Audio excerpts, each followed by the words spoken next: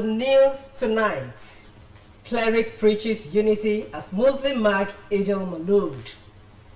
Governor Adeleke reiterates commitment to revitalizing agriculture. CBN establishes new unit to tackle financial crime. On the foreign scene, U.S. job growth slows as Trump policies weigh on labor market. Good evening and thanks for joining us on the major reports. My name is Oluchi Amuja. Minister of the Federal Capital Territory, FCT, Nyesom Wike, has advised Nigerians to use the occasion of the Eid al-Maulud to pray for the success of President Bola Tinubu. The minister, who stated this in his goodwill message to mark the birth of Prophet Muhammad, appreciated the president's support for the FCT administration and his commitment to the development of the nation. He said such prayers would further strengthen the administration's efforts in uplifting the people and improving their quality of life. Similarly, as Nigerians join the world in the celebration of the 2025 Eid al-Maulud Nabi, the Chief Imam of Osun State Broadcasting Corporation, Sheikh Oluwatoyin Yusuf, has preached unconditional tolerance among mankind as part of the tenet of Islam being commemorated worldwide through the birth of the Holy Prophet Muhammad. Sheikh Yusuf made the assertion in his sermon at OSBC Central Mosque, Iliabuyo Kibale, should be dedicated to Eid al-Maulud Nabi 2025. He urged the Muslims to take after Prophet Muhammad, who prescribed unity among his ummah. The Chief Imam also advised Muslims to seek knowledge with the aim to better the lots of mankind.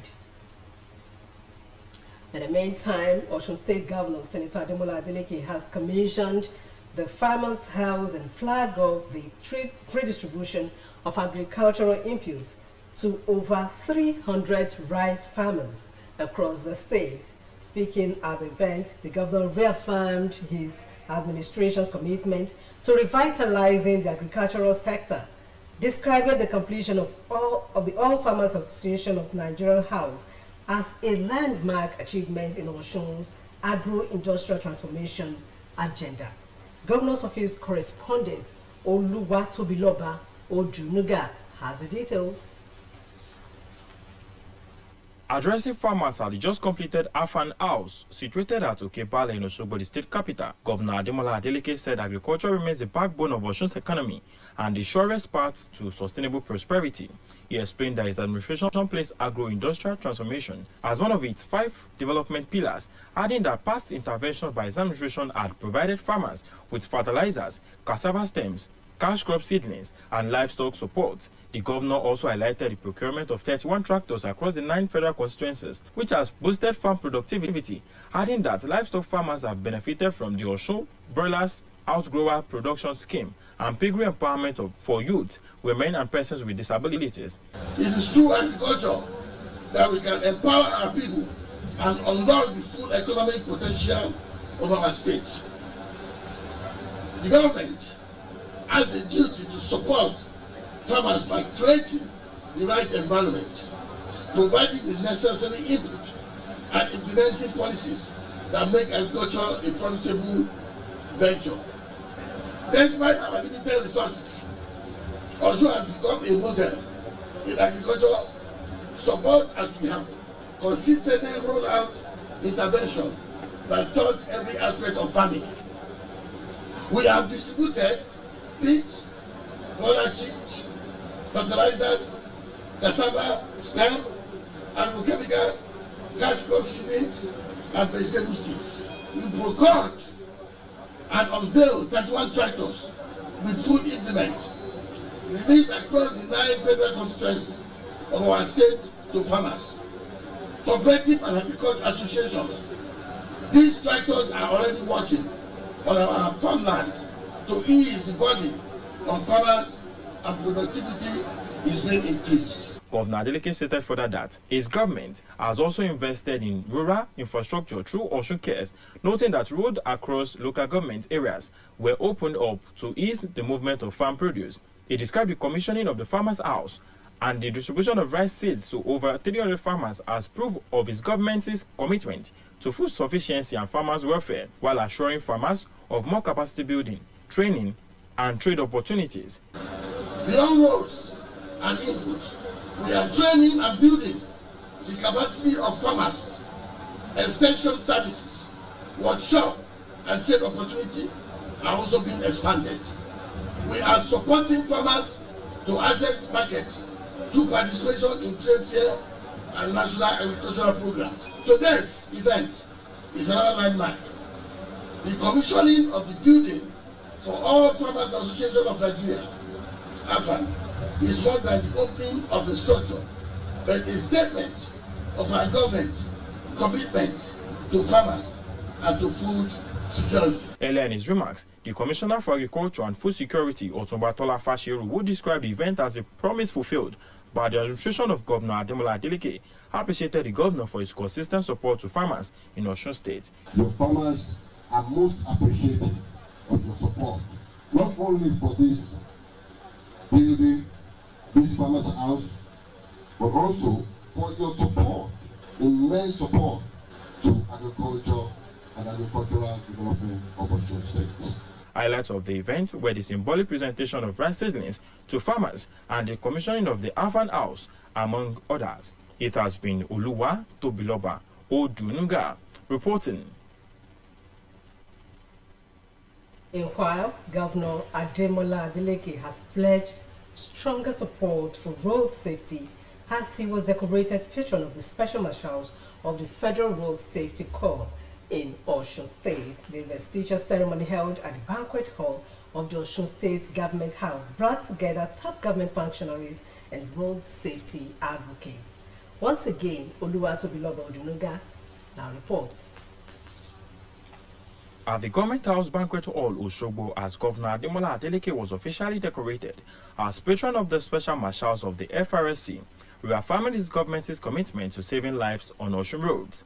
In his keynote address, Governor Adeleke described the honor as both a recognition and a call to service, stressing that road safety goes beyond policy making. The governor, who noted that every road accident leaves behind grieving families and broken communities, pledged his commitment to supporting the Federal Road Safety Corps and stakeholders in the collective mission of reducing preventable deaths and injuries on the road, flanked by his deputy Prince Kola Adewusi. Governor Adeleke saluted the courage and sacrifice of FRC personnel and special marshals, who he said daily put their lives on the line to save order and maintain order on the highways. He assured that his administration is already strengthening road networks, tightening transport regulations, and deepening collaboration with security and emergency agencies. According to him, the investiture further strengthens his resolve to advocate road safety in the state, emphasizing that being a patron comes with responsibilities, while promising to promote road safety values, support enforcement efforts, and encourage positive behavioral change among road users.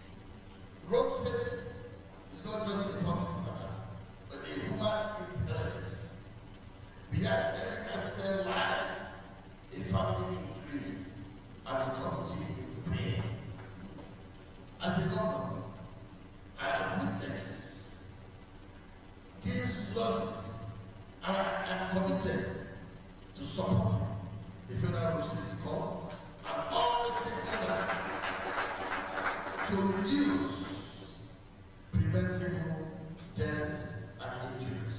Our administration is improving road network, strengthening transport regulation, and collaboration with security and emergency agencies. Yes, more work lies ahead, and I will continue to give support, knowing that safer road means safer life and stronger communities. Earlier in his welcome address, the Osun Sector Commander of the Federal Road Safety Corps, Corps Commander Leye Adeboyega, commended Governor Adeleke for accepting the role of patron, adding that the investiture reflects the governor's unwavering support for road safety and his administration's proactive steps towards improving transportation infrastructure. Commander Adeboyega also described the governor's acceptance as a morale booster for the special marshals, while he expressed optimism that the collaboration with the state government will lead to stronger road safety enforcement, reduce accidents, and safer highways for residents of Osun State. Today is not an ordinary day. It is a day of history and symbolism. It is a day that unites the noble cause of volunteerism, patriotism, and service to humanity. With the vision and leadership of the governor, whose life is dedicated to the welfare, security, and progress of his people. Governor Adeleke was also decorated as the pioneer patron of Forensic Guards Nigeria and Forensic Ambassadors Africa by the Executive Secretary, Ambassador Abraham Gwafan. In recognition of his strides in education, technology, and youth development, the governor described the decoration as a call to deepen support for forensic education and training, which he noted are critical to crime prevention, justice delivery, and national development. I am pleased to note that the training program proposed by Forensic Guards Nigeria align with our administration priorities. Through international collaborations, we intend to further build the capacity of our political and territorial office holders to enable them effectively investigate and prosecute crime. The event had in attendance the Deputy Governor, Prince Kola Adewusi, and other members of the State Executive Council. Among others, it has been Oluwa Tobiloba Odunuga reporting. The Sokoto state government has released 69.75 million naira and 210 bags of rice as relief support to families affected by recent bandit attacks in Kwari and Gwadabawa local government areas of the state. Governor Ahmed Aliyu, who led a high-power delegation on a condolence visit today, described the killings as unfortunate and inhumane, by pledging his administration's commitment to restoring peace. According to the breakdown, each family of those killed will receive 2 million naira each and 5 bags of rice, while each injured victim is to get 250,000 naira and 3 bags of rice. In Kwari, 22 people were confirmed dead and 4 others injured. In Gwadabawa, 11 people lost their lives and 11 sustained injuries. Governor Aliyu also raised concerns about the role of informants within local communities, whom he described as being even more dangerous than the bandits.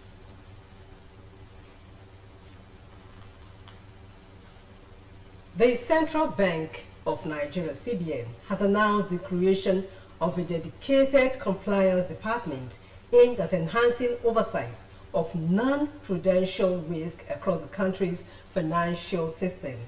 This new unit reflects the Apex Bank's commitment to strengthening regulatory frameworks in response to evolving threats and compliance challenges. In a circular issued to regulated financial institutions, the CBN stated that the department was established in the first quarter of this year and became fully operational in the second quarter. The move is part of broader structural reforms designed to improve regulatory efficiency, define institutional roles more clearly, and ensure focused supervision of emerging and non-traditional risks. In recent years, the Nigerian financial sector has faced increasing pressure from global regulatory standards, technological threats, and evolving financial crimes. Non-prudential risks such as money laundering, cyber attacks, poor market conduct, and weak corporate governance pose significant threats to financial stability and investor confidence. Meanwhile, the Trade Union Congress has vowed to reject the National Assembly to remove labor matters, including the minimum wage, from the exclusive legislative list to the concurrent list, where states will determine the workers' salaries. The union described the proposed amendment as anti-workers, retrogressive, and a threat to the unity and strength of the labor movement. The Tuesday President General, Comrade Festus Osifo, rejected the move to transfer labor from the exclusive list to the concurrent list, declaring that the union rejects the bill and will resist it with every lawful means. Comrade Osifo urged Lagos State Council and other chapters to escalate unresolved industrial issues to the national secretariats. In the meantime, tanker drivers under the Nigeria Union of Petroleum and Natural Gas Workers have threatened to start fuel loading over the seeming cold war between them and the management of the Dangote refinery. The crisis is arising from the plan by the Dangote refinery to import 4,000 compressed natural gas power trucks for the direct distribution of fuel to retailers, though the scheme scheduled to commence on the 15th of this month was delayed by logistics challenges in China. The refinery said it will flag it off when a good number of the trucks are received.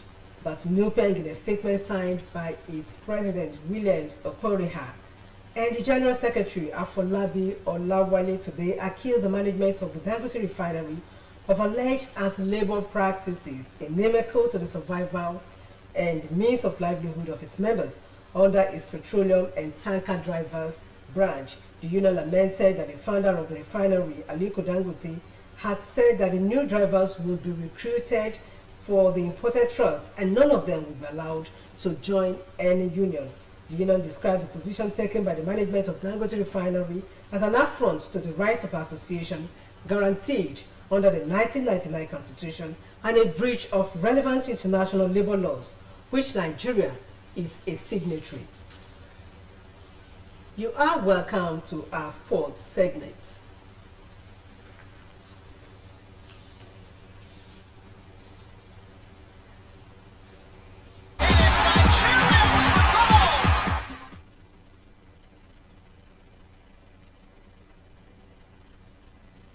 Has confirmed that the Nigerian Basketball Federation is on a course to conduct its election next year.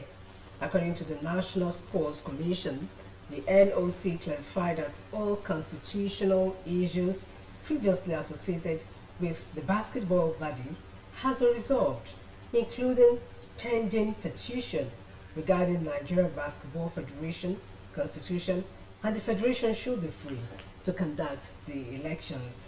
The Olympic body also shed light on the status of other nation sports federations ahead of their election.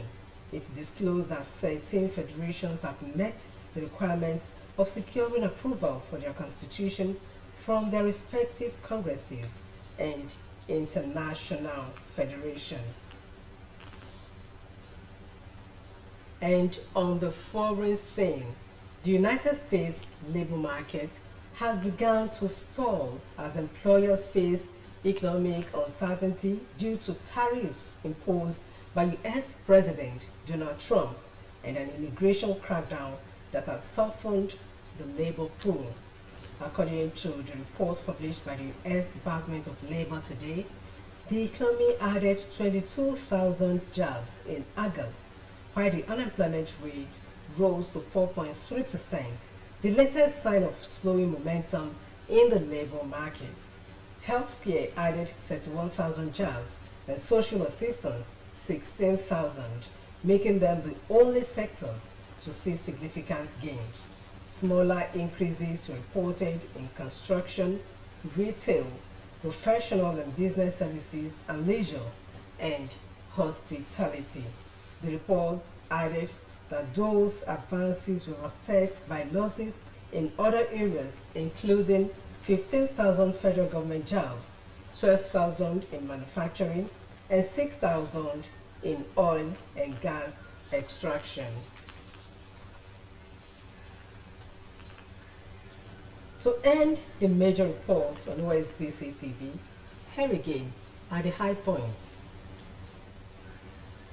A cleric has preached unity as Muslims mark Eid al-Maulud, the birthday of Prophet Muhammad. Governor Adeleke has reiterated his commitment to revitalizing the agricultural sector in the state. We also reported that the Central Bank of Nigeria, CBN, has established a new unit to tackle financial crimes in the country. And lastly, on the foreign scene, we brought to you a report that the United States labor market has begun to stall as employers face economic uncertainty due to tariffs imposed by US President Donald Trump and an immigration crackdown that has softened the labor pool. And that ends the major reports on OSBC TV. It was edited by Abdul Jalil at DBC. Thank you for watching. My name is Oluchi Amuda, saying good night.